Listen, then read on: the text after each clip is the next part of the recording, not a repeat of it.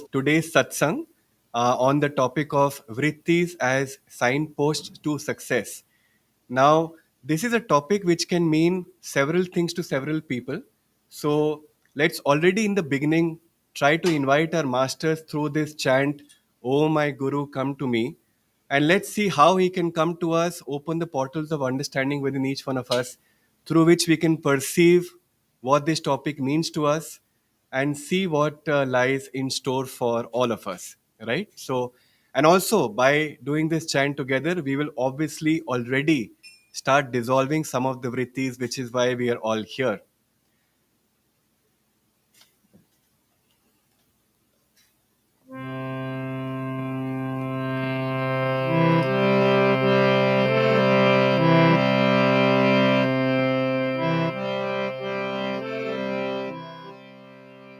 Oh, my Guru, come to me.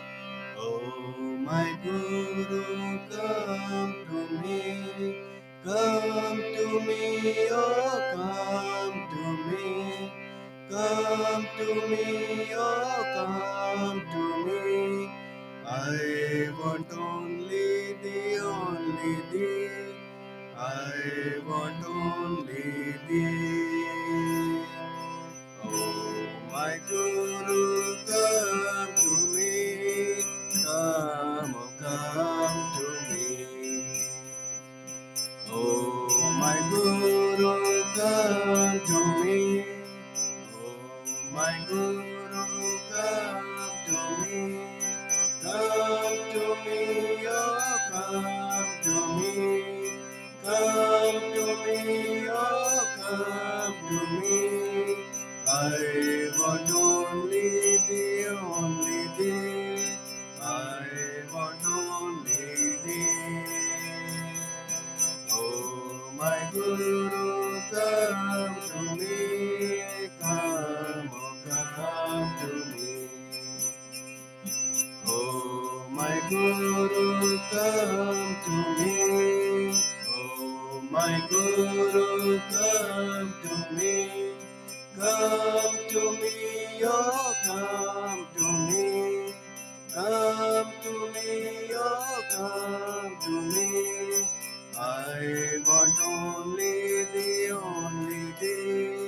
I want only thee. Oh, my Guru, come to me.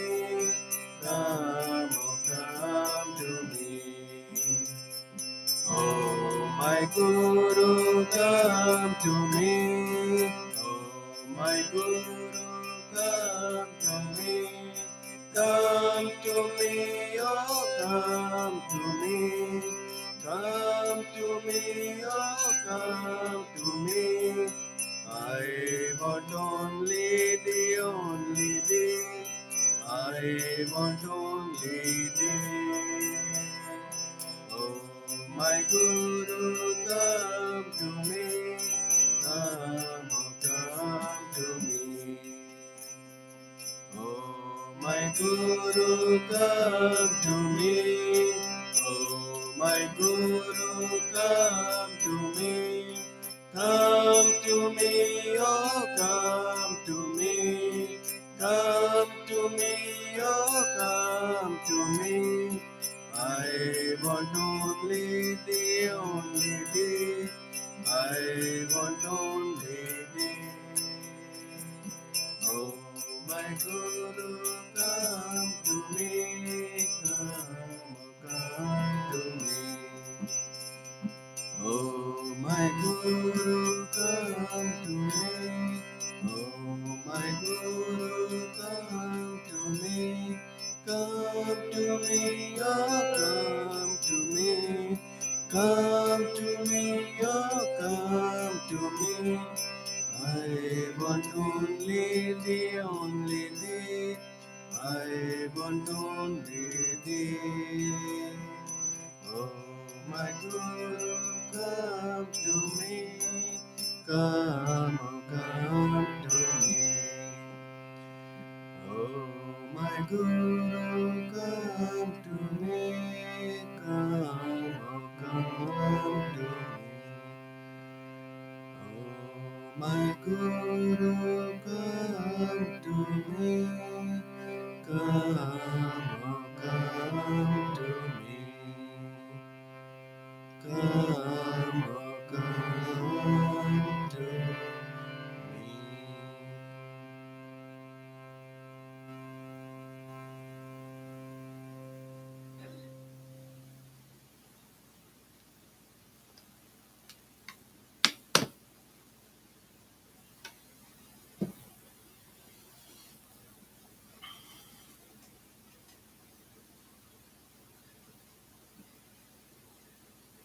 Let us now pray together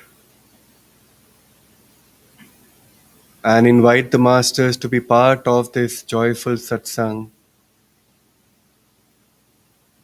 Heavenly Father, Heavenly Father, Divine Mother, Divine Mother, Friend, Beloved God, and beloved God, Jesus Christ, Jesus Christ, Babaji Krishna, Babaji Krishna, Lahiri Mahasay, Lahiri Mahashay, Swami Sri Yukteswar, Swami Shri Yukteswar, our beloved Gurudev, our beloved Gurudev, Paramhansa Yogananda, Paramhans Yogananda, saints and sages of all traditions, saints and sages of all traditions, humbly we bow at thy feet. humbly we bow at thy feet. Dear Masters, Dear Masters, come to us in the form of Vivek. come to us in the form of Vivek. Help us to discern the right from wrong. Help us to discern the right from Give wrong. us the inspiration Give us the inspiration to go deeper behind the teaching behind the teachings and the teachings no matter what the circumstance, and practice the teachings no matter what the circumstance, and use them as our pole stars, and use them as our pole stars, guiding us towards eternal freedom. guiding us towards eternal freedom. Om Shanti. Let us meditate for a few minutes now.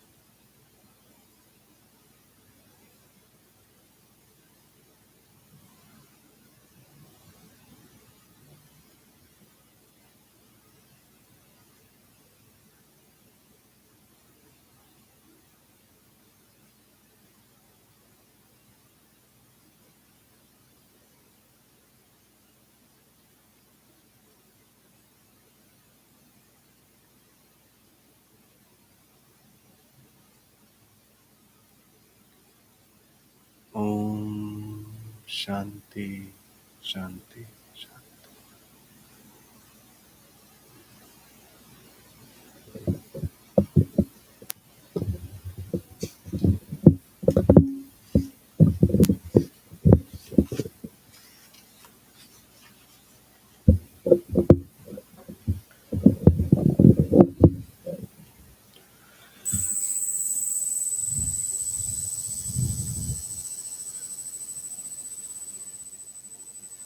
Discrimination is possibly the first step towards any right action. So let's understand what Swamiji has to say about discrimination. As science judges the relative speed of any object by one constant, the speed of light, so the devotee judges the relative merit of any idea by the one constant, God. Discrimination is clear only when it relates everything to the eternal absolute. Thus, while the intelligence may toy with the ideas endlessly, discrimination asks, is this wisdom? Is it of God? True discrimination is not even the product of reasoning, it is soul intuition. Reasoning, even from the highest point of reference, is uncertain compared to the inspirations of superconsciousness. To discriminate clearly, meditate first. Ask God to guide your understanding.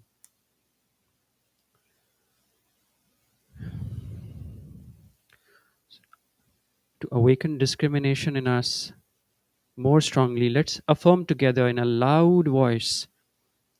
Resolutely, I quell my inclinations, Resolutely, I quell my inclinations, that my mind be open that my mind be open to the wisdom guidance of my soul. to the wisdom guidance of my soul. Resolutely, I quell my inclinations, Resolutely, I quell my inclinations, that my mind be open that my mind be open to the wisdom guidance of my soul. to the wisdom guidance of my soul. In a normal voice now. Resolutely, I quell my inclinations, Resolutely, I quell my inclinations, that my mind be open that my mind be open to the wisdom guidance of my soul. to the wisdom guidance of my soul. Resolutely, I quell my inclinations, Resolutely, I quell my inclinations, that my mind be open that my mind be open to the wisdom guidance of my soul. to the wisdom guidance of my soul. Softly now in whisper, resolutely I quell my inclinations, that my mind be open to the wisdom guidance of my soul. Silently, mentally now, resolutely I quell my inclinations, that my mind be open to the wisdom guidance of my soul. Resolutely I quell my inclinations, that my mind be open to the wisdom guidance of my soul. Now, our uplifting our gaze, let's offer this into the superconscious, this aspiration one more time. Resolutely I quell my inclinations, that my mind be open to the wisdom guidance of my soul.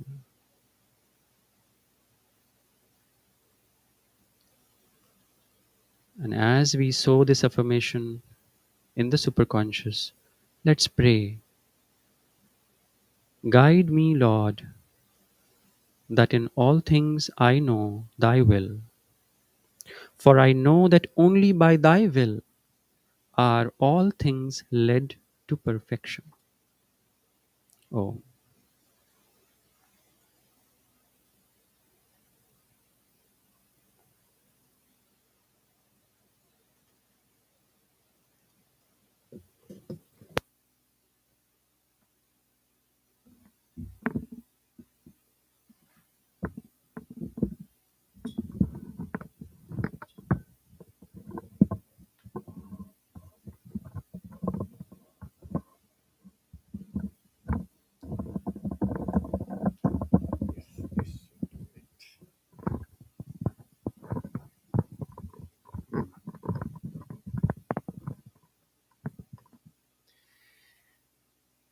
I think the affirmation by Swamiji said it all, and I don't think there is any need for us to do any satsang if we can just tune into that affirmation itself. But we'll try to do our best. And the inspiration for the topic of today's satsang really came from one of the satsangs done by Narayani and Churjo a few months back, which was on the subject of going back to the basics. So we just thought we'll build upon that principle and really see how we can go back to the very foundation of yoga teachings itself, which for all of you, if you remember from either the Raja Yoga classes or Patanjali's Yoga Sutras, it is to do with the very definition of yoga, which is Chitta's Vritti Nirodh. All that we need to do to find freedom is to neutralize the vortices of feelings, of likes and dislikes, and that's it. Everything else will fall in place, right? And vrittis in this case specifically refers to the eddies of feelings that ever keep coming to our heart every now and then. Now, very much, often in this world, we always tend to approach any problem or solution from outside. So, to give an example, if I'm too stressed with my job, a well wisher may come and tell me, have you considered changing your job? And while that may be an effective solution, no doubt, but what's the guarantee that in a few months or a few years that new job is not equally stressful enough, right? So this often tends to happen when we approach anything from outside, because the root cause of that stress is perhaps not the job itself. And quite often we've tried to change the outward circumstances in our life hoping that everything will be fine, but then very soon similar thought patterns or negative tendencies start to keep coming back. And the funny thing is, we even approach our spiritual practices from the outside very often. Many people come and ask, uh, what should I be practicing? Should I be practicing satya? Should I be practicing non-violence? Should I be a karma yogi? Even mindedness? How do I develop calmness? They all get very mixed up in these concepts, right? And not only that, when we start to think of all the spiritual practices independently of each other in isolation, not aligning back to that main goal of yoga, chitta vritti nirodh, there tends to be a lot of confusion and contradiction. Classic example of contradiction which I faced initially and I still face often sometime is, on one hand the spiritual path tells us to be non-attached, and on the other hand it tells us we have to give our willpower and energy to achieve our goal at any given point of time. How do both the possibilities coexist? It's very confusing, and it's confusing and complex only because, like I said, we are also approaching the spiritual teachings from the outside. But what Patanjali did, he gave a beautiful framework to go back to the source, which is the vrittis, which is the root cause of all the outward manifestations and problems, so called problems in our life. And he gave us the very techniques with which we will be able to work with the source.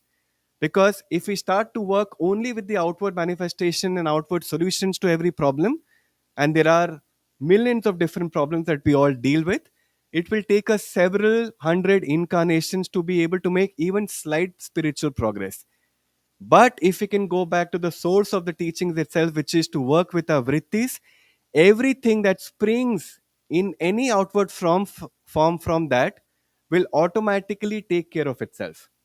So, how do we work with our vrittis? Okay. Let's start with watching what's happening here. Let's always try to see what's happening in our heart in any given situation.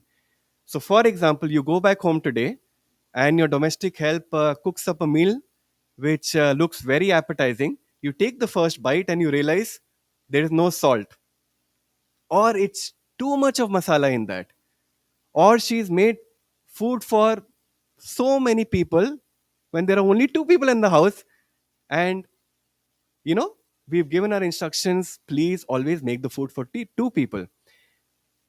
Try and see what's happening here. Okay, are you awakening your vrittis at that moment? Is there a natural impulse for you to tell her kitni baar मैं समझाऊंगा आपको, right? And if you give in to that impulse, you've given in to vrittis and you've created new vrittis in your heart. And if you decide that I'm going to keep my vrittis in check, I am not going to react, you would have automatically practiced contentment. Let me think of one more example. Uh, let's say tomorrow night, 3 a.m., in the middle of the night, your child falls sick and you don't know why that has happened, and you're completely tired and exhausted, and there are lots of vrittis within you which begin to awaken, resist, complain. But deep within yourself, you know that the only possible solution right now, as a father or a mother, is for me to take him to a doctor. And if you only become conscious of the fact that I'm not going to complain, I'm not going to give rise to any vrittis, I'll simply take him to a doctor, you would have automatically practiced another virtue, which is non attachment, right? So, rather than thinking of all of these outward teachings, we only need to be conscious, use our discrimination to see what's happening within each one of us. Okay. Um, Very recently, earlier this week, something very interesting happened in my office. We were going to sign a memorandum of understanding with very important client. And on the day of signing itself, which was to be followed by a press release, and a lot of important senior people of the clients were supposed to attend the event, our head of the bank calls us to his cabin and says, I'm not happy with this agreement. I need to review each and every clause. And we spent hours and hours sitting in the cabin trying to review the clauses, which he said he will not sign. And in 4 hours from then, we had to have this major signing ceremony. Now, obviously, at that point in time, gazillions of thoughts started coming to each one of us who were there with him. And after a point, I realized that nothing doing. I do not think this person is going to budge. So let me only be mindful of what's happening inside of me. Obviously, from an outward perspective, it was going to be a disaster. It was going to be a complete failure. And naturally, the client would start thinking, if we cancel the signing ceremony, that the bank is not keeping up to its commitment, right? So all of that was going to happen anyway, but we just decided as a team not to allow any vrittis to be created. And we came out of the office, we had to pick up the call. We were told by the very senior himself, tell the client that I am not feeling well, and hence we had to cancel the signing ceremony. Obviously, that was very tempting. But when we picked up the phone, we all consciously decided that we are going to tell the truth. And we simply said, we made a big mistake. There were XYZ people in the bank who had to review the clauses before we could sign it. We apologize, but we will need more time and we don't know how much more time we will need. And lo and behold, the client says, it's okay. We understand it happens. It happens to all of us. We appreciate you coming and telling us, and let us know when you're ready. So suddenly, by only thinking of how we keep our vrittis in check, we were able to transform that seemingly disaster situation into something more positive, which was well appreciated by the client as well. Right? So, what we need to do is to redefine success itself by not anything that's happening outside. It has to do only and only with everything that is happening inside of us. So we need to be brave enough and courageous enough to be not too concerned with what people think about us, not to think about how we are going to give that perfect presentation or what our family members will think of us if we're not able to meet their expectations, or if you're not able to come up with that perfect piece of music or article. If in the process of achieving all of that, there is this massive internal emotional upheaval that we are creating in each one of us. Because even outwardly, if we're achieving success, if that is what is happening inside of us, I do not think we are being successful. And in the short run, it's going to be extremely difficult. It's going to be extremely painful. A lot of people will come and complain, this guy has gone crazy by going to the spiritual path. But Be rest assured, having faith in the masters, that by working on the source of all problems itself, because we have agreed and collectively defined the goal as fixing the source, everything will follow outwardly. Outward success will also eventually follow based on whatever your dharma is. So, if you are a businessman and you decide that in the conduct of my business, my only objective is not to create vrittis, you will automatically start to tune into the grace of doing everything right that needs to be done by implementing all the spiritual principles automatically, which will attract enough abundance and prosperity to last you this lifetime. If you are a student and if you decide that I am going to give my best for this examination, but the moment I feel that I am creating vrittis in the process, that's where I'm going to draw the line. And then I don't care whether I get 99% or I get 40%.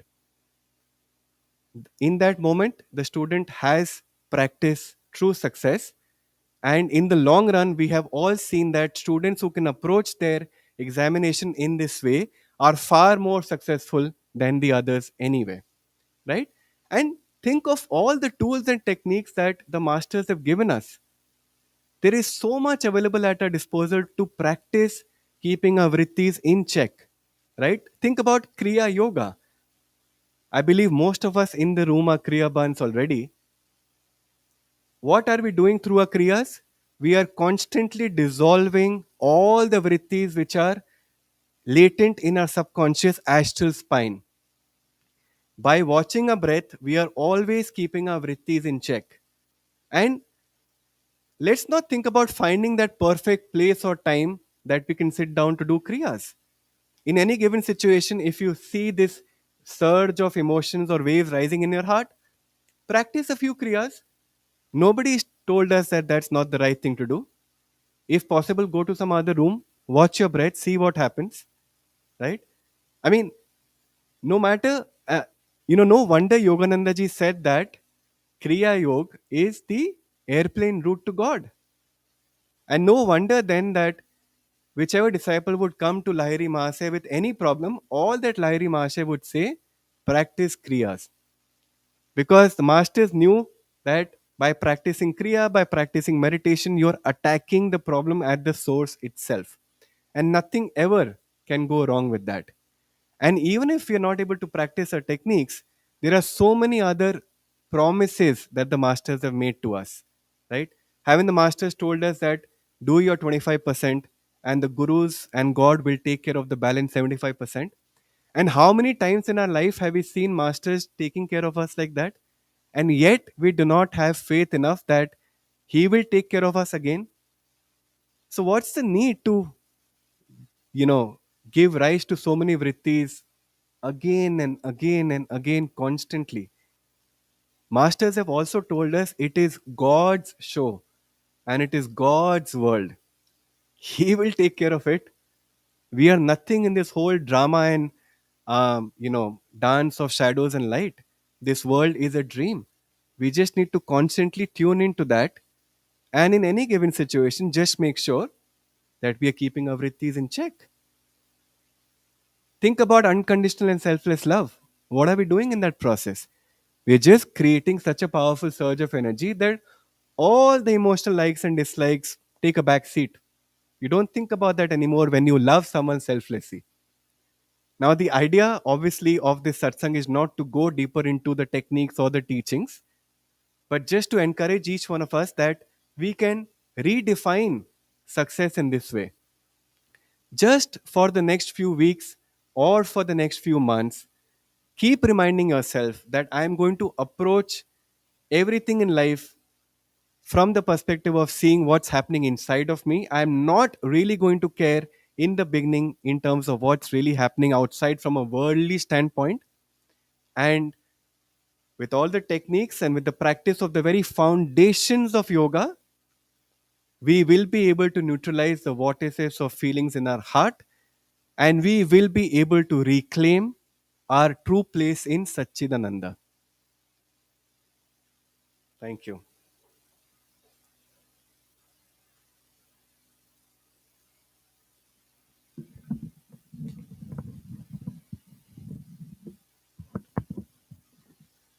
Thank you. So before we were starting,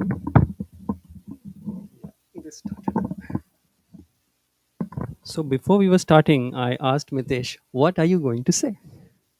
And he looked at me and he said, "Everything." And I was like, "Okay, so what do I do?" So okay, let's try. Um, so if you were to ask me what is success, of course, the ultimate definition of success is spiritual freedom, right? I think that's why all of us, I can confidently say, are here and all of us believe in that.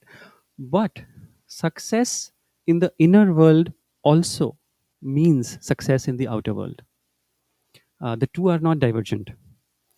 Even if you look at our master, if you look at Swamiji, their lives as examples, or Rajarshi Jankanan, even Gyanmata, we don't look at her as a person of outer success, but she was very successful. She raised a family, she left that family when needed, and she reached moksha. And Master said that he never saw even a hint of sin in her throughout her life. I mean, that is a great inner and outer success, right? So, the success that we are talking about here is all encompassing. And whenever we are trying to do something, there are always these obstacles that come on the path, right? And as Mitesh explained, a lot of these obstacles have to do with what is there inside us. We call them vrittis, vrittis which are stored up. What are vrittis? Vrittis are essentially karma which is stored up, or unfulfilled desires, right?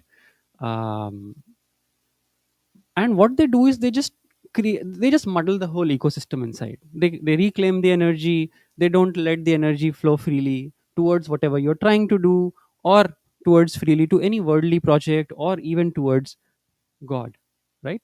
So it's like if the water is muddled, you can't see the reflection of the moon, and you need to get the water to settle. I mean, there was a disciple of master who asked him that, I try to meditate a lot, but I don't see the visions that you see. Why? And master said, that is because of the vrittis that are there in you, because of past lives of karma that you've incurred. They are lodged deep in your subconscious. Keep on meditating, keep on serving. As they clear out, your vision will be cleared. And interestingly, as the vision is cleared, it is not just what we see in meditation.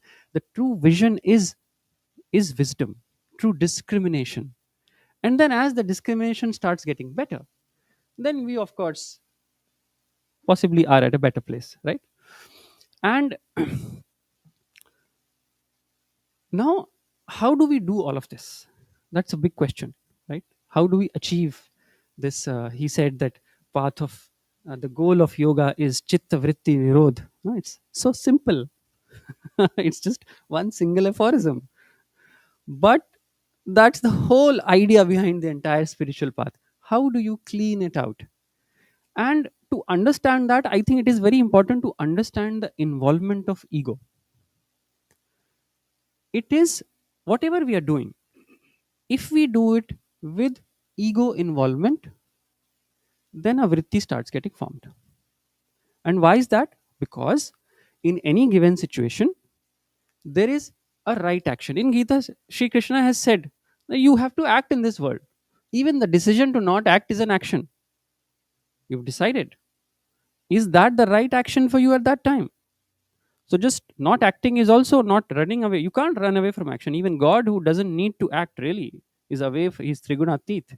He also acts to uphold this. So we need to act.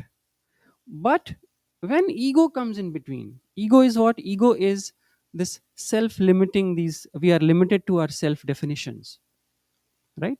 And when ego comes in this picture, then suddenly what starts happening is that we start feeling that, okay, maybe um, this is not the right action for me, because what is in it for me? let me not put out the energy to maybe help someone else. Let me just modify it a little so that I also get benefited, right? And this is true whether you are in the house or whether you are in your office. This is a constant factor that keeps coming up all the time. And that is why we need to just keep this thought very firmly, that ego involvement is ultimately what causes vrittis to happen. And then let's come to what yoga tells us, what we can do about transcending or about working out these vrittis, right? So, first of all, that two, three very important things that we can do, as Swamiji has explained.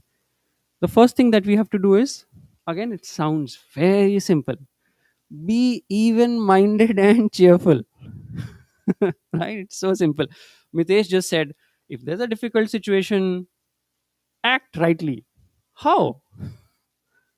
In that situation, how do you act right? So, the first thing that you need to do is, we first need to work out these desires. And the best way to do is, as Swamiji has said, be even minded and cheerful. And what it actually means is, step by step, first, openly, with joy, if possible, calmly at least, see whatever karma is coming your way. Because if we believe in God, everything is coming from God. God gives us what we need, right? At any given instant. So, first of all, accept calmly what is coming to you. Now, it takes practice. And meditation is a great tool here. We'll keep coming back to meditation because, interestingly, meditation is a great tool for a lot of things. And that's the beauty of meditation. But calmly accept what is coming to you, and then have the courage to face whatever hardships that karma is bringing. That courage is very important. Courage is also important because that will help you stay steady. That will also help in going back to what is the right action. So, that is the first thing. Be calm, be courageous. And this is where Kriya Yoga comes. It really, what does Kriya do? Kriya really helps in, um, as we say, burning up in fire all these vrittis which are there, right? Now, these vrittis we've heard are all likes and dislikes. And these likes and dislikes are essentially nothing but, this reactive process that is going on inside us. Now, what is this reactive process? Reactive process is this: if you look at the yoga anatomy, the upgoing current and the downward flow of current, and they keep us taking up and down, up and down. There is something good which happens, we suddenly feel elated, but then shortly after there is a trough that comes, and then suddenly we are like, what is happening? There's a story which Swamiji says, which I really love in this, which illustrates how these ups and downs are actually not governed by anything happening outside us. Whatever is happening, the external circumstances, as Master has said, is always neutral. It is all how it is getting reflected within us. So, this story goes that there is a father, a person who happens to be a father, uh, and he has a big house. He loves his house. We all love our houses. And he's out there, I think, sitting in a garden. Let's assume he's sitting in a garden. And suddenly his son comes running. He has many sons also. His first son comes running and says, "Father, the house is on fire." And he's like, "Oh God, the house is on fire. What do I do? Is the fire brigade coming? What is happening?" The second son says, comes running, and he's very happy. The second son is very happy. And he runs and says, "Father, I had taken out an insurance policy just yesterday. We are safe." And he's like, ah, and he takes a deep breath and he's elated. Ah, insurance policy hai, chal koi baat nahi, gaya, jane do. Suddenly the third son and the second son says, "I had given it to my younger one, and oh ho gaya." But the third son comes sheepishly, glum face, and says, "Father, I didn't think it was important to submit the policy documents yesterday. I did not submit them." Again he's like, "What? Actually, has anything happened? Maybe nothing has happened. Maybe the house is not fire, or it is on fire. When he heard the news, something happened within him. And all his energy, his breath went out, his energy fell down. He was crestfallen. Suddenly he heard another news. What happened? Nothing to do with reality. Suddenly he was elated, he was happy. Oh, I'm good. Life is sorted. And then suddenly again, this is how we are. Whatever is happening outside, ultimately it is how it is reflected inside. And there is a very beautiful quotation in autobiography where Master has explained what a yogi does. And it goes like this: the advanced yogi, withholding all his mind, will, and feeling from fire, false identification with bodily desires, uniting his mind with superconscious forces in the spinal centers, right? Thus lives in this world as God hath planned, not impelled by impulses from past or by new witlessness of fresh human motivations, which essentially means not being pushed by the past and not creating new mistakes. Both are very important. Such a yogi receives fulfillment of his supreme desire, safe in the final haven of inexhaustibly blissful spirit. Now, this is achieved by Kriya Yoga. Of course, this is from the chapter Science of Kriya Yoga. This is achieved by Kriya Yoga. Now, what Kriya does is Kriya roasts these these seeds which are there in us, so that we don't have to really work them out outwardly. But another beautiful thing with Kriya does is, as again in Gita, Shri Krishna has said that, offer the incoming breath to the outgoing and the outgoing to the incoming. Kriya automatically balances this upward and downward flow. So while the outward circumstances, our reaction to them reflect our inner state, Kriya keeps on strengthening this balance that we have. And this in turn makes us be more better able to be even minded and cheerful and courageous in the face of difficulties, which is very important. And third and very important is, what Kriya does is it gives us great inner joy. Now, when we have that great inner joy, then these disturbances by vrittis, temptations coming from outside, which trigger those vrittis, they would not have so much power over us. So, the more inner joy that we feel in meditation, the more then we are able to be resisting and be even minded and cheerful under all circumstances. And this really helps in ego transcendence. Ego transcendence, why? Because it is ego which had ultimately created these vrittis.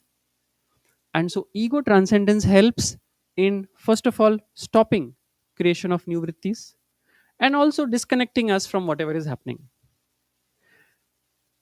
It helps us in taking the right decision. How do we do ego transcendence? Again, we go back to Sri Krishna. He's inexhaustible. He simply tells us Nishkam Karma. Why Nishkam Karma? What is Nishkam Karma? Doing everything, feeling as if God is flowing through you. You're acting on behalf as a trustee. A very simple definition is, especially for people like us to understand, you're a trustee. It is not yours. You're a manager.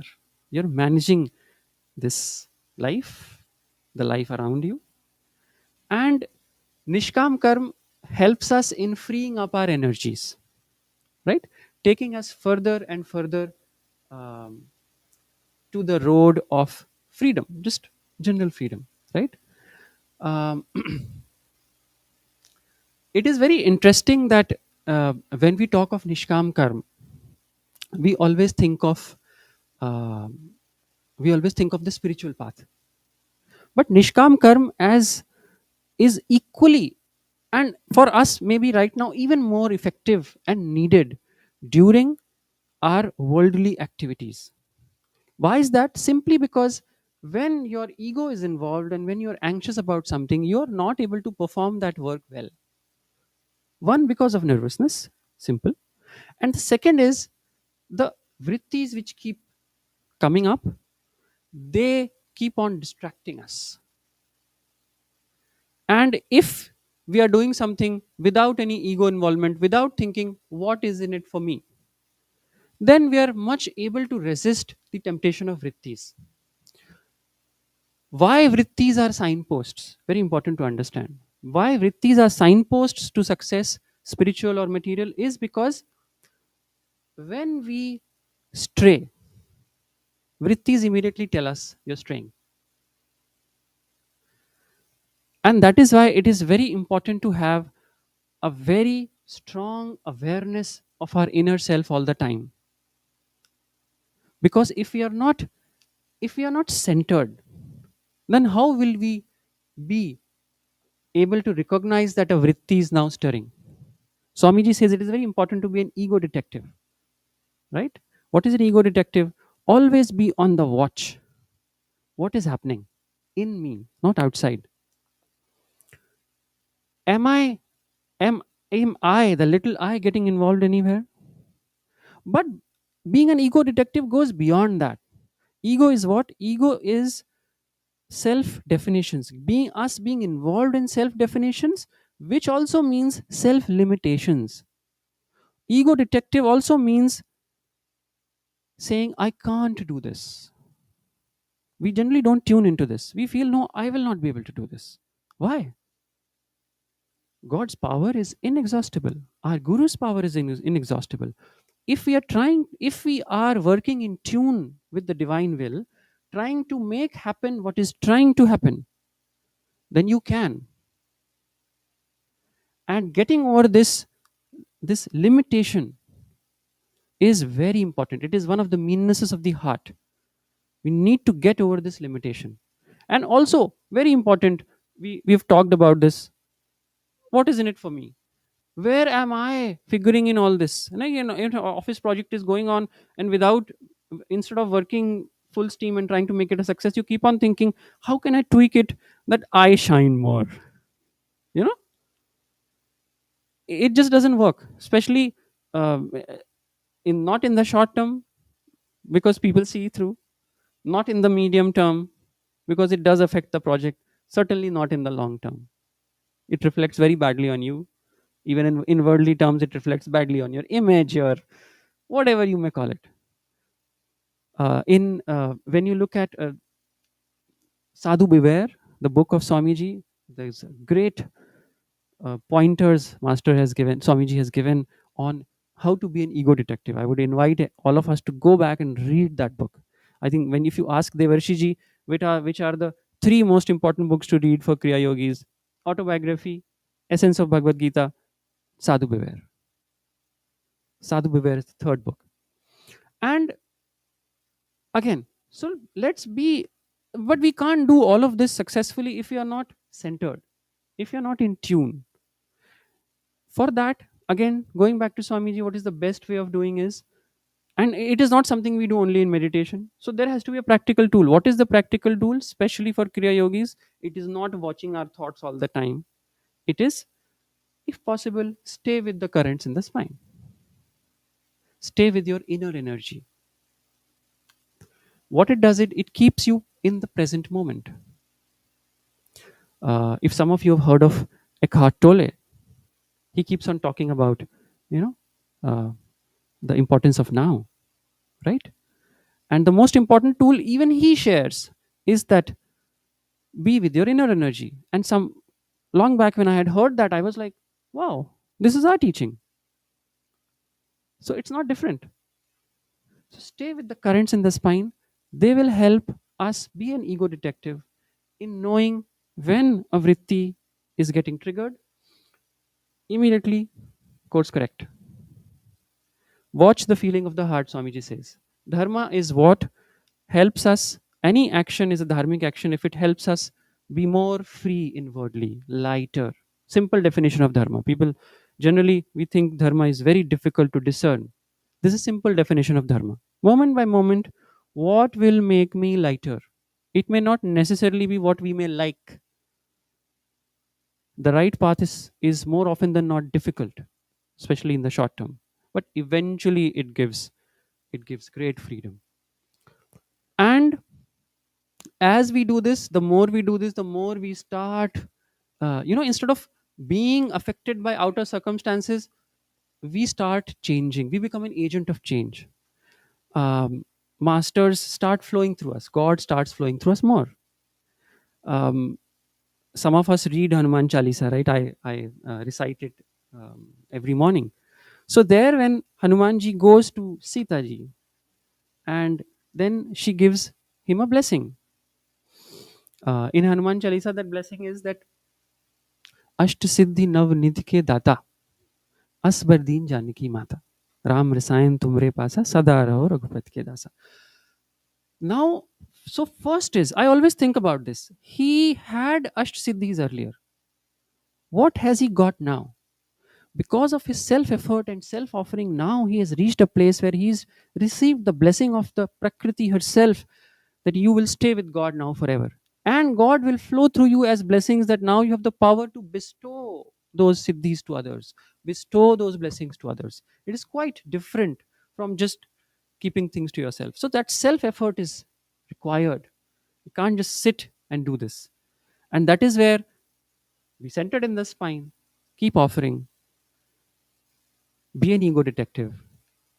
And the best tool, or rather support, that we have is our own guru, right? If we can stay in tune with him, especially in meditation, as deep as we can go, then the guru and the attunement with the guru, it really helps in bringing us all into practice. What does guru do? Guru helps us see what is the right path. Guru helps us, gives us the power to walk that path, because knowing and doing what is right are two very different things. Courage is the first principle of discipleship. So guru gives us the vision, the ability to see. Guru gives us the power to act, and of course guru ultimately takes us home, which is what we are all looking for. uh, so with this, let's stay with our guru, let's stay in our spines, keep watching the vrittis, and keep releasing them. Thank you. And now let's pray to our guru. We'll do an arti.